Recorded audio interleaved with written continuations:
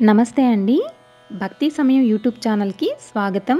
ఈరోజు మనం ఈ వీడియోలో మహాశివరాత్రి మహత్యాన్ని తెలియజేసే కథ గురించి తెలుసుకుందాం.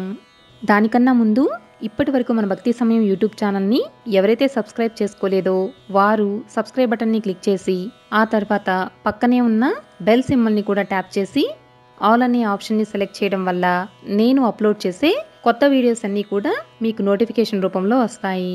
ఇక వీడియోలోకి వెళ్దాం. ముందుగా వీక్షకులందరికీ మహాశివరాత్రి శుభాకాంక్షలు. ఈరోజే మహాశివరాత్రి. ఆ మహాదేవుణ్ణి అర్చించి అభిషేకించి తరించే పర్వదినమే మహాశివరాత్రి. ఈ పుణ్యదినాన ఉపవాసం, జాగరణలే కాకుండా శంకరుని చరితామృత శ్రవణం, గుణగానం, పాదసేవనం, అలానే మహాశివరాత్రి మహత్య కథ చదవడం లేదా వినడం కూడా మంచిదే. స్వయంగా శివుడు చెప్పిన శివరాత్రి కథ గురించి ఇప్పుడు తెలుసుకుందాం.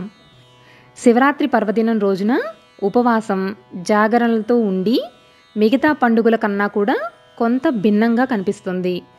రాత్రిపూట పూజాధికాలు జరపడం అనేది ఈ పండుగ రోజు చూస్తాం. బిల్వ పత్రార్చనలు, రుద్రాభిషేకాలు, రుద్రాక్ష మాలాధారణలు, విభూతి ధారణలు శివరాత్రి నాడు శివుడి ప్రీతి కోసం భక్తులు చేస్తూ ఉంటారు. అయితే కేవలం ఇలా ఏదో పూజలు, అభిషేకాలతో ఆ శివుణ్ణి అర్చించి మళ్ళీ యథావిధిగా ఆ తర్వాత రోజున జీవితం గడపటమేనా?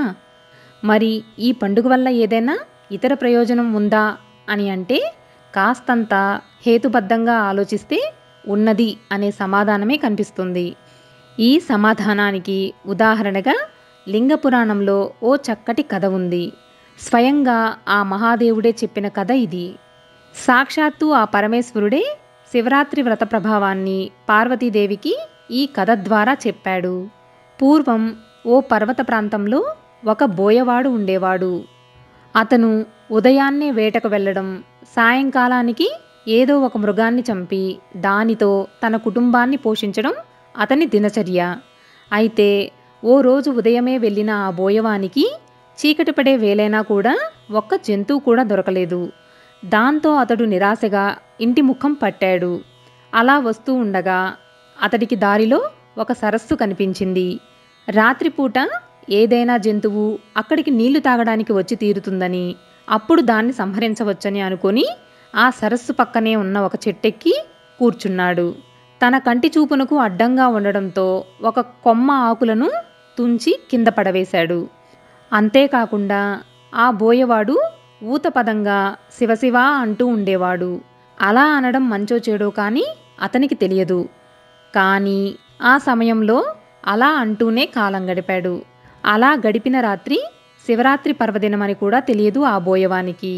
రాత్రివేళ మొదటి జాము గడిచాక ఒక ఆడజింక నీళ్లు తాగేందుకు అటుగా వచ్చింది. దాని మీదకు బాణాన్ని ఎక్కుబెట్టాడు బోయవాడు. అయితే ఆ జింక తాను గర్భం దాల్చానని, తనను చంపటం అధర్మం అంటూ వదిలిపెట్టాలని ప్రాధేయపడింది. మామూలుగా అయితే అతడి మనస్సు క్రూరంగా ఉండేదే.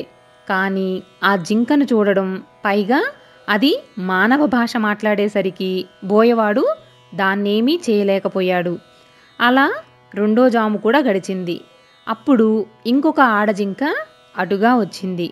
దాన్ని సంహరించాలనుకునే లోపే అది కూడా మానవ భాషలో తాను తన భర్తను వెతుకుతూ విరహంతో కృశించి ఉన్నానని, పైగా బక్క చిక్కిన తన శరీర మాంసంతో అతడి కుటుంబానికి ఆకలి తీరదంటూ విడిచిపెట్టమని కోరింది.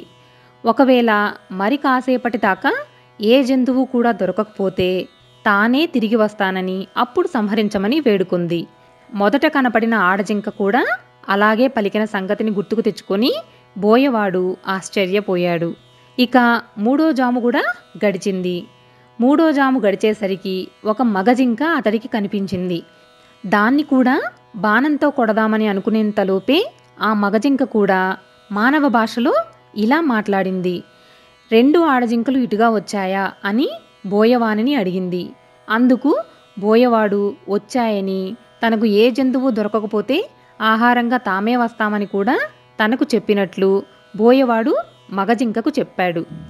అప్పుడు ఆ మగజింక, అయితే ఆ రెండు జింకలను ఒకసారి చూసుకొని వస్తానని, అప్పుడు తనను సంహరించమని పలికి వెళ్ళింది. ఇంతలో 4వ జాము కూడా గడిచి సూర్యోదయ సమయం దగ్గర పడింది. బోయవాడు తనకు మాటిచ్చి వెళ్ళిన 3 జింకల కోసం ఎదురుచూస్తూ చెట్టు మీదనే కూర్చొని ఉన్నాడు. అయితే ఇంతలో మరొక జింక, ఆ జింకతో పాటు తన పిల్ల కూడా అటుగా రావటం బోయవానికి కనిపించింది. విల్లెక్కు పెట్టిన బోయవానితో ఆ జింక కూడా ఇలా చెప్పింది. తన పిల్లను ఇంటి దగ్గర విడిచి వస్తానని, అప్పటిదాకా ఆగమని పలికి వెళ్ళింది. మరికొద్దిసేపటికి 4 జింకలు బోయవానికిచ్చిన మాట ప్రకారం సత్యనిష్టతో అతడి ముందుకొచ్చి ముందుగా తనను చంపమంటే తనను చంపమని ప్రాధేయపడ్డాయి. ఆ జింకల సత్ప్రవర్తన బోయవానిలో పరివర్తనను తీసుకొచ్చింది. ఆ రాత్రంతా అతడు కూర్చున్నది మారేడు చెట్టు కావడం, అతనికి తెలియకుండానే శివశివ అనే ఊతపదంతో శివనామస్మరణ చేయడం, తన చూపునకు అడ్డం వచ్చిన మారేడు దళాలను కోసి కింద పడవేయటం చేశాడు బోయవాడు. ఆ చెట్టు కిందనే ఓ శివలింగం ఏనాటిదో ఉంది. ఆ శివలింగం మీద అతడు కోసివేసిన మారేడు దళాలు పడ్డాయి. అది మారేడు దళ పూజా ఫలితాన్ని ఇచ్చింది. 4వ జాము వరకు కూడా మెలకుతోనే ఉన్నాడు గనక జాగరణ ఫలితం కూడా వచ్చింది. క్రూరాత్ముడైనప్పటికీ కూడా అనుకోకుండా చేసిన ఈ పుణ్యకార్యాల వల్ల అతడి మనస్సు నిర్మలమైంది. పైగా జింకల సత్యనిష్ట అతడి మనస్సును పూర్తిగా మార్చివేసింది. శివరాత్రి పర్వదినం అని తెలియకపోయినా అనుకోకుండా ఆ పర్వదినాన చేసిన పుణ్యకార్య ప్రభావంతో అతడిలో మంచి ప్రవర్తన కలిగింది. అందుకే హింసను విడనాడాడు. ఆ జింకలు కూడా సత్యనిష్టతో ఉండడంతో పరమేశ్వర అనుగ్రహంతో ఆకాశంలో మృగశిరా నక్షత్రంగా మారాయి. ఆ నక్షత్రానికి వెనుక ఉజ్వలంగా ప్రకాశిస్తూ లుబ్ధక నక్షత్రం అనే పేరున బోయవాడు నిలిచిపోయాడు. హింస చేయాలనుకున్నప్పుడు క్షణకాలం పాటు ఆగి ఆలోచిస్తే మన మనస్సు దాని నుంచి మరలుతుంది.